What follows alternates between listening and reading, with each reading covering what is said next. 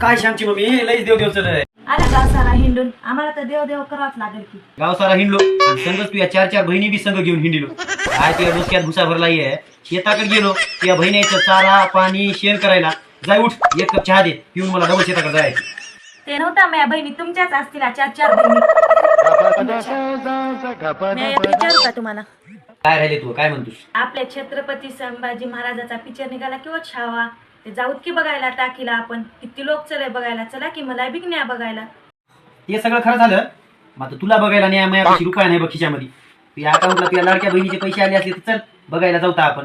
झालंय डोळा नाही आमच्या लाडक्या बहिणीच्या पैशावर. मी म्हणालो ते भावा काय विचारलं नाही अजून मला त्या लाडक्या बहिणीचे पैसे. तू विचारला तर सोडतो तुला खायला लागणार आले का इथं घरी. त्या लाडक्या भावानं पैसे काढायची काय गरजच ठेवली नाही. तिला छावा पिक्चर बघायसाठी माझ्या लाडक्या भावानं फुकट तिकीट काढलेत आमच्यासाठी. तुम्हाला पिक्चर बघायला नेवाच लागते आम्हाला. हे तर तू लाडका भाऊ माझ्या मुलाला लायकी आहे. सगळं लाडक्या बहिणीसाठी करायला एखादी लाडक्या नेवण्यासाठी काहीतरी काढ रे बापू. आता तुला पिक्चर बघायला नेवाच लागते. ने ना गेल्यानं कवा त्यानं मग आता काय सांगा. राम सोयरो या लाडक्या भावानं या लाडक्या बहिणीसाठी एकदम चांगली सुविधा काढलेली आहे. प्रत्येक महाराष्ट्रातील लाडक्या बहिणीला या लाडक्या भावाकडून छावा पिक्चर बघण्यासाठी प्रत्येक टाकीला मोफत तिकीट काढलेली आहेत. बहीण असो माय असो की बायको असो यायला घेऊन जाऊन पिक्चर दाखवणं हे आपलं काम आहे. त्यानंतर बिचाऱ्यानं पैसे देऊन टाकलेत.